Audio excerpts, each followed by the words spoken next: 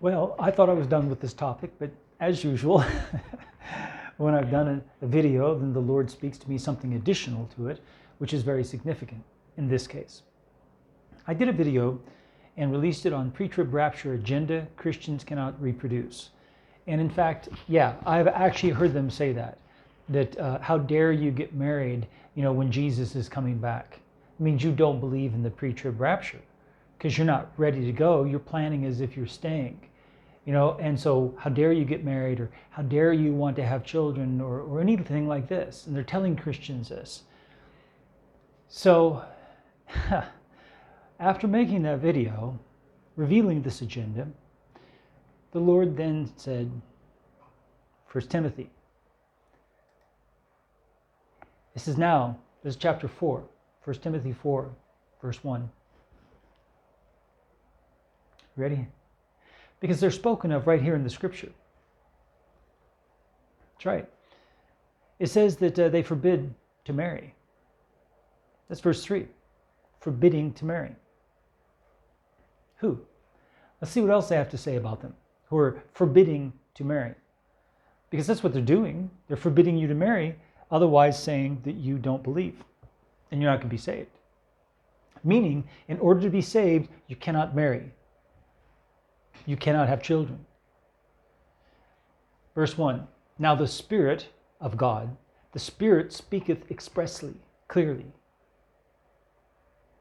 that in the latter times some shall depart from the faith. Now they've already claimed the word apostasy as theirs. Absolutely true. Jimmy Swaggart, Dr. Thomas Ice, Robert, Disciple Robert, he has it in his website. He's got the stuff from Thomas Ice there, declaring that word in Thessalonians that means apostasy, a standing off from the truth, means a departure like the rapture. They're saying that's referring to the rapture. No, it's always referred to an apostasy, which is a negative thing, people who follow a heresy and depart from the truth. It's always meant that. It means that. You can't change the meaning. Now you can apply it to yourself. And like I said in another video, a couple other videos, I agree. That word can be yours. That applies to you, yes. The apostasy, the great apostasy, that's you. Pre-Trib Rapture, absolutely. Because it's so widespread and it's across all denominations that it is a great departing from the truth. Absolutely. And especially since the nail in the coffin video, which I'll put up here, where I prove with 2 scriptures that God explicitly forbids the pre-trib rapture as being a possibility of when Jesus is coming back. That means God declares it's a heresy. So there's no question about that. That nail in the coffin clearly and unambiguously proves that. So now let's get on with this again. So it says, in latter times some shall depart from the faith, the great apostasy, giving heed to seducing spirits. That's what they're doing. All of the false prophets believe in pre-trib rapture. Every single one of them. I have not yet found a false prophet prophesying the return of Jesus who doesn't believe in the pre-trib rapture. They're all listening to seducing spirits. It's not the Spirit of God. They're seducing spirits. With Andrea, child of the Most High, I proved it without a doubt from her own lips, referring to the name of the Spirit, who is a Greek goddess. Yep. And she identified herself with her, and she was calling all of the false prophets to identify themselves with her too, to open up and let her in. That's right.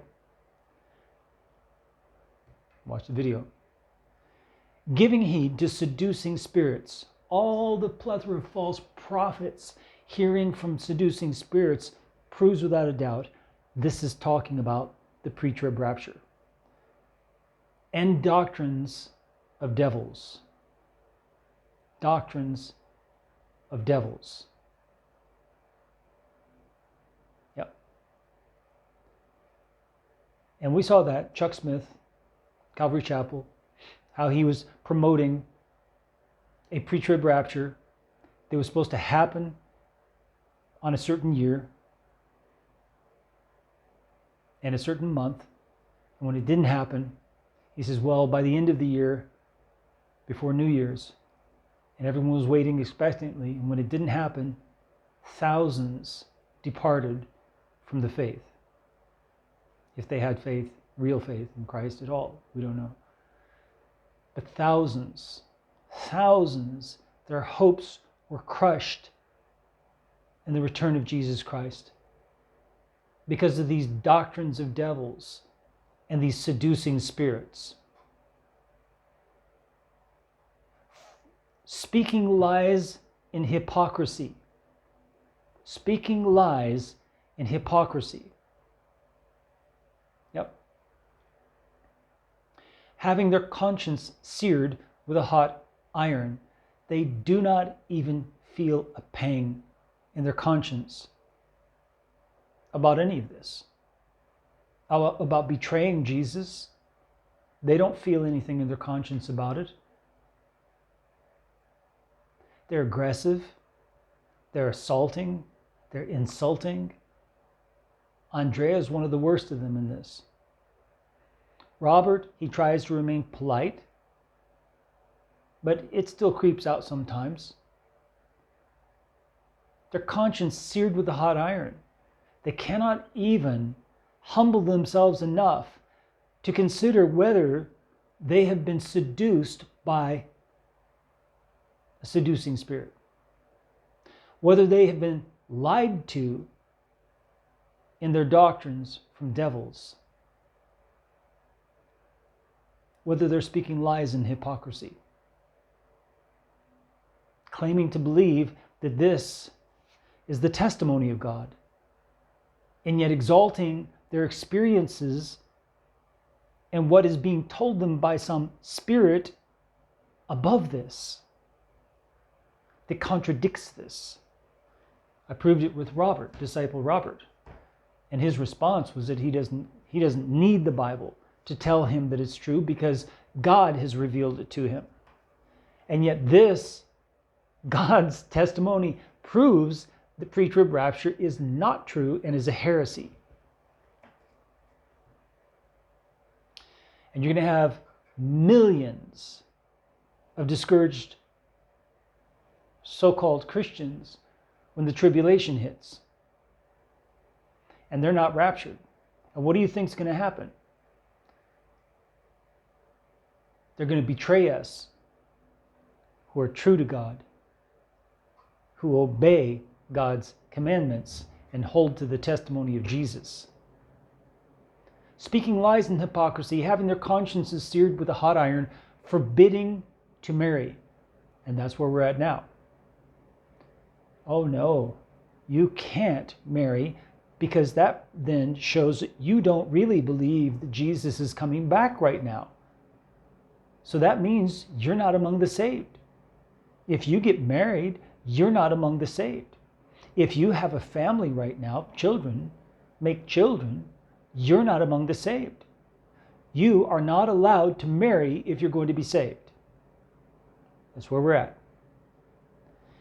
And commanding to abstain from meats which God hath created to be received with thanksgiving of them which believe and know the truth.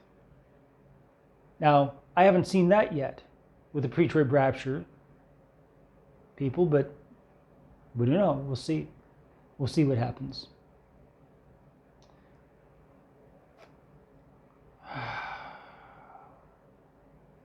It says, if thou put the brethren in remembrance of these things, thou shalt be a good minister of Jesus Christ. And that's what I'm doing. I'm putting you in remembrance of these things, and that proves I'm a good minister of Jesus Christ. Nourished up in the words of faith and of good doctrine, whereunto thou hast attained. Meaning, I'm teaching you good doctrine, which I've also attained, I've achieved, I've done, I've completed. And so that also reveals that there are different levels in the faith, in the body, of achievement, spiritual achievement, among individuals. That there are some who are learning the doctrines of the faith, and have not put it in practice yet. And there are those of us who are teaching doctrines of the faith and have put it into practice. There are those who haven't put it into practice, but are teaching it, but they're hypocrites.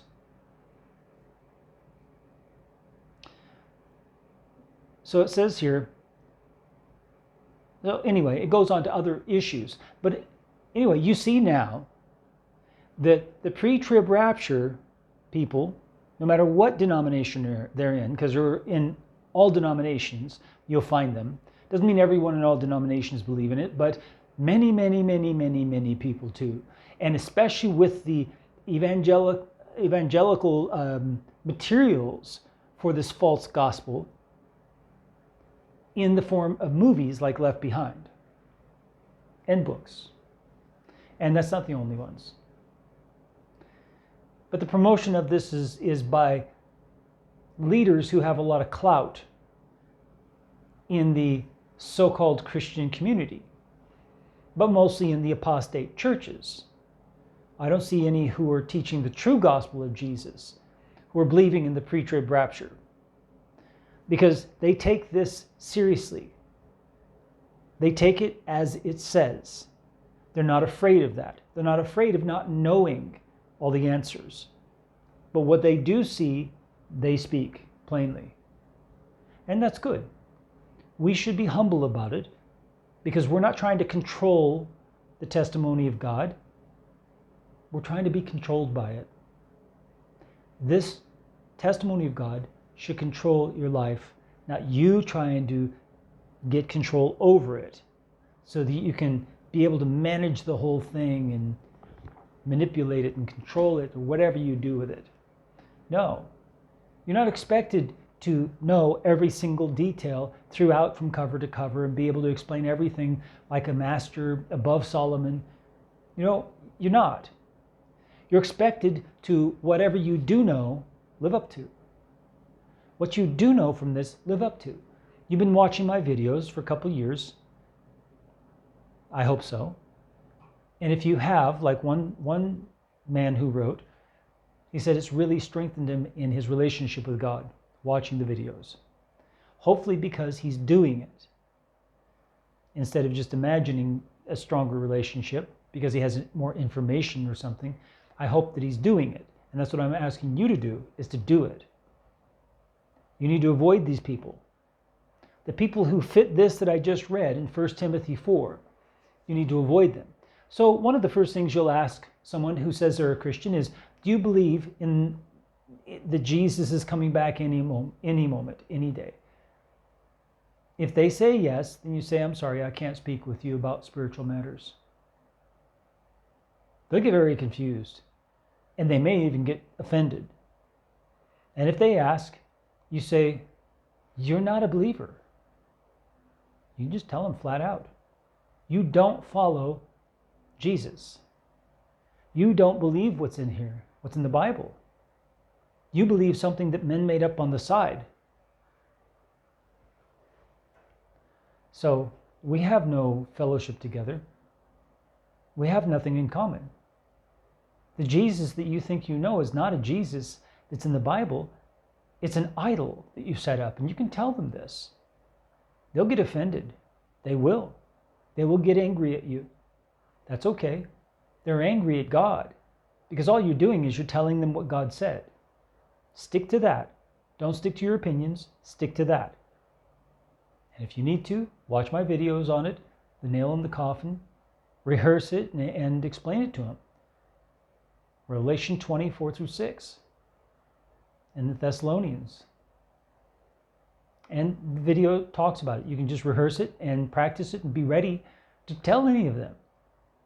When you find someone who believes in the pre-trib rapture, you can point those out to them.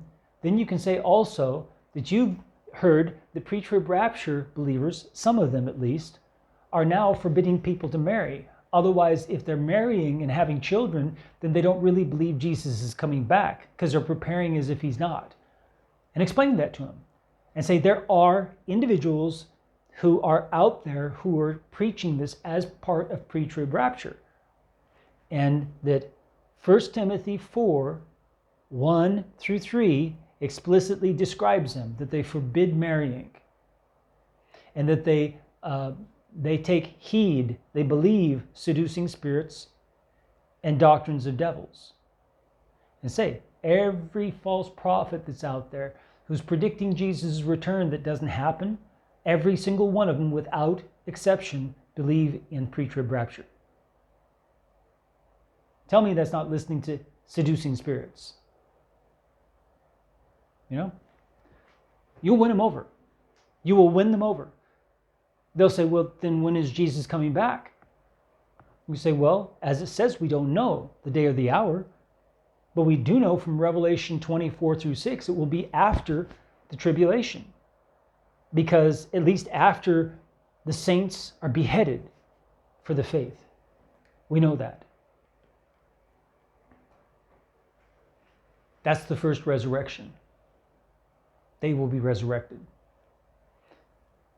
So, that's the first resurrection.